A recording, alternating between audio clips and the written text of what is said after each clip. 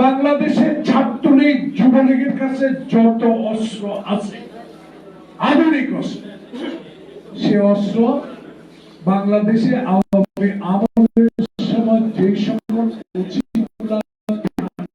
দায়িত্ব ছিল তাদেরকে ডেকে জিজ্ঞাসা করেন, তারা নাম বলে দিতে পারবে, বাড়ির নাম বলে দিতে পারবে, বাপের নাম বলে দিতে পারবে। এই কাজগুলো তাকে করতে হবে, অশ্রদ্ধার করতে হবে। সংবিধান প্রতিষ্ঠানগুলো ধ্বংস করে দিয়েছে। বিচার বিভাগ ইনশাল্লাহ আস্তে আস্তে ভালো দিকে যাচ্ছে। ৩ জন বিচারক এখনো আছে, সে বিষয়েও সরকার চিন্তা করা উচিত। তাই আমি মনে করি যে একটা যৌক্তিক সময়ের মধ্যে একটা নির্বাচনের রোড ম্যাপ দেওয়া উচিত। কারণ এই রোড ম্যাপ দিলেই জনগণ বিশ্বাস করবে এটা 111 সরকার নয়, এটা ছাত্র জনতা রক্তের বিনিময়ে উচিত।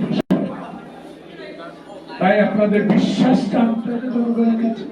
সেই বিশ্বাসটা আনতে হলে সকল আন্দোলনরত রাজনৈতিক দলের সাথে যেভাবে আলোচনা করছেন, তাদের আলোচনা, তাদের সুপারিশ মোতাবেক দেশে একটি নির্বাচনের তারিখ ঘোষণা করা উচিত। এটাই জনগণের প্রত্যাশা, এটাই জনগণ বলা শুরু করেছে। তাই আমি মনে করি বাংলাদেশ জাতীয়তাবাদের নেতা তারেক রহমান স্পষ্ট করে, আমি এমন একটি নির্বাচন চাই যে নির্বাচনে রশি টানিয়ে 1991 সালে বেগম খালেদা জিয়া প্রধানমন্ত্রী হয়েছে।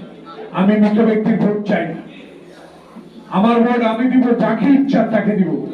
এই পদ্ধতিতে যে নির্বাচন কমিশন বাংলাদেশে আপনার অধীনে একটি নির্বাচন উপহার দিতে পারবে, সেই নির্বাচনে ইনশাল্লাহ তারেক রহমান প্রধানমন্ত্রী।